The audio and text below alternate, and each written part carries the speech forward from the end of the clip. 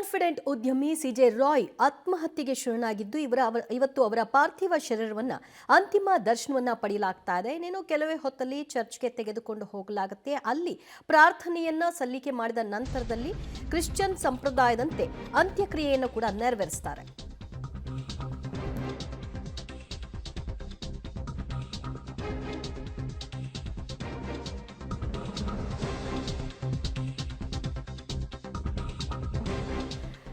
Confident ಗ್ರೂಪ್ನ ಮಾಲೀಕ CJ Roy ಆತ್ಮಹತ್ಯೆಯನ್ನ ಮಾಡಿಕೊಂಡಂತಹ ಬಳಿಕ ಅವರ ಪಾರ್ಥಿವ ಶರೀರದ ದರ್ಶನಕ್ಕೆ ಅಂತಿಮ ವ್ಯವಸ್ಥೆಯನ್ನ ಮಾಡಲಾಗಿತ್ತು. ಈ ಹಿನ್ನೆಲೆಯಲ್ಲಿ ಬಹುತೇಕರು ಇವತ್ತು ಅಂತಿಮ ದರ್ಶನವನ್ನ ಪಡೆದುಕೊಳ್ತಾ ಇದ್ದಾರೆ.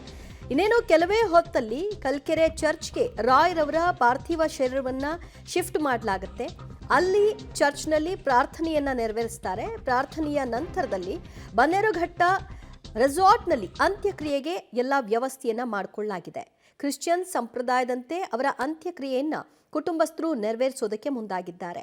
ಅವರ ಕುಟುಂಬಸ್ಥರು ಬರಬೇಕಾಗಿತ್ತು, ಅವರೆಲ್ಲದಕ್ಕೂ ಕೂಡ ತಯಾರಿ ಮಾಡಿಕೊಳ್ಬೇಕಾಗಿತ್ತು. ಹಾಗೆ ಮರಣೋತ್ತರ ಪರೀಕ್ಷೆಯ ಪ್ರಕ್ರಿಯೆಗಳೆಲ್ಲವೂ ಕೂಡ ಪೂರ್ಣ ಆಗಬೇಕಾಗಿತ್ತು.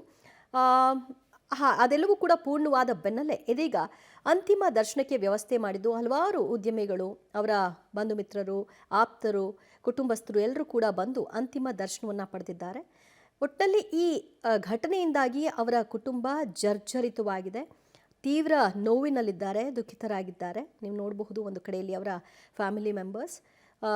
ಇವತ್ತು ಸಿಜೆ ರಾಯ್ ಅವರ ಅಂತಿಮ ದರ್ಶನ ಒಂದು ಕಡೆಯಲ್ಲಿ ಆಗ್ತಾ ಇದೆ. ಇನ್ನೇನು ಕೆಲವೇ ಹೊತ್ತುಗಳಲ್ಲಿ ಕಲ್ಕೆರೆ ಚರ್ಚ್ಗೆ ತೆಗೆದುಕೊಂಡು ಹೋಗ್ತಾರೆ. ಕ್ರಿಶ್ಚಿಯನ್ ಸಂಪ್ರದಾಯದವರಾಗಿರೋದ್ರಿಂದ ಆ ಸಮುದಾಯಕ್ಕೆ ಸಂಬಂಧಪಟ್ಟ ಹಾಗೆ ಏನೆಲ್ಲ ಪ್ರಾರ್ಥನೆ ನೆರವೇರುತ್ತೆ ಚರ್ಚ್ನಲ್ಲಿ ತೆಗೆದುಕೊಂಡು ಹೋಗಿ ಅದನ್ನು ಪೂರ್ಣ ಮಾಡ್ತಾರೆ. ಅದಾದ ನಂತರದಲ್ಲಿ ಅಂತ್ಯಕ್ರಿಯೆಗೆ ಬನ್ನೇರುಘಟ್ಟ ರೆಸಾರ್ಟನ್ನು ನಿಗದಿಪಡಿಸಲಾಗಿದ್ದು ಅಲ್ಲಿ ಅಂತ್ಯಕ್ರಿಯೆಯನ್ನು ಮಾಡಲಾಗುತ್ತೆ.